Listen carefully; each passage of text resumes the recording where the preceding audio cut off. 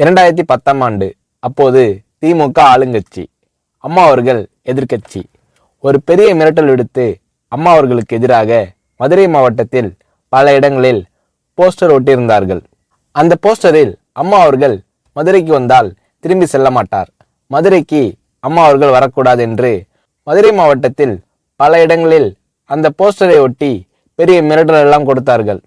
அதேபோல் ஜெயா டிவிக்கும் மிரட்டல் தொலைபேசிகள், மிரட்டல் கடிதங்கள் வந்து கொண்டிருந்தது. ஜெயா டிவியின் செய்தி பிரிவினர் இந்த மிரட்டல்களை பற்றியெல்லாம் தியாகத்தலைவி சின்னம்மா அவர்களிடம் சொல்லி அம்மா அவர்களின் கவனத்திற்கு கொண்டு சென்றார்கள். அம்மா அவர்கள் துணிச்சல், வீரம், கம்பீரம் இவற்றின் ஒட்டுமொத்த உருவம். அதனால் புரட்சி தலைவி அம்மா அவர்கள், நான் மதுரைக்கு போய் தீருவேன், பொதுக்கூட்டத்தில் பேசியே தீருவேன், எது நடந்தாலும் எதிர்கொள்கிறேன் என்று சொல்கிறார்கள்.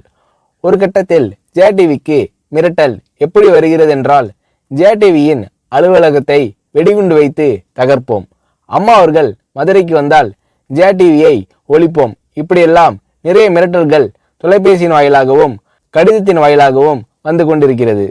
இந்த மிரட்டல்களை எல்லாம் கடந்து அம்மா அவர்கள் மதுரைக்கு சென்று பிரம்மாண்டமான பொதுக்கூட்டத்தில் லட்சக்கணக்கான மக்கள் மத்தியில் எழுச்சி உரையாற்றும் போது, ஒரு எதிர்க்கட்சியின் தலைவி என்ற முறையில் என்னை நீங்கள் மிரட்டுங்கள், ஒரு எதிர்க்கட்சியினை நான் நடத்துகிறேன் என்பதற்காக கழகத்தை மிரட்டுங்கள், ஜெயா டிவியை எதற்காக மிரட்டுகிறீர்கள், ஜெயா டிவியின் அலுவலகத்தை நீங்கள் தகர்ப்பீர்களா, ஜெயா டிவியை நீங்கள் ஒழித்து கட்டிவிடுவீர்களா, பார்க்கலாமா, ஜெயா டிவியை ஒழித்து கட்டிவிட்டால் என்னுடைய அரசியல் குரலை ஒழித்து விடலாம் என்று கனவு காணுகிறீர்களா? ஜெயா டிவி என் உயிருக்கும் மேலானது, நான் என்னுடைய உயிரை விட அதிகமாக நேசிப்பது, என்னுடைய அரசியல் கரமாக நான் போற்றி புகழ்வது, அதன் மேல் நீங்கள் கை வைப்பீர்களா, பார்க்கலாமா என்று எழுச்சி உரையாற்றினார் புரட்சி தலைவி அம்மா அவர்கள். இப்படியெல்லாம் அம்மா அவர்களின் அன்புக்கும் மரியாதைக்கும் பாத்திரமாக ஜெயா டிவி இருந்தது.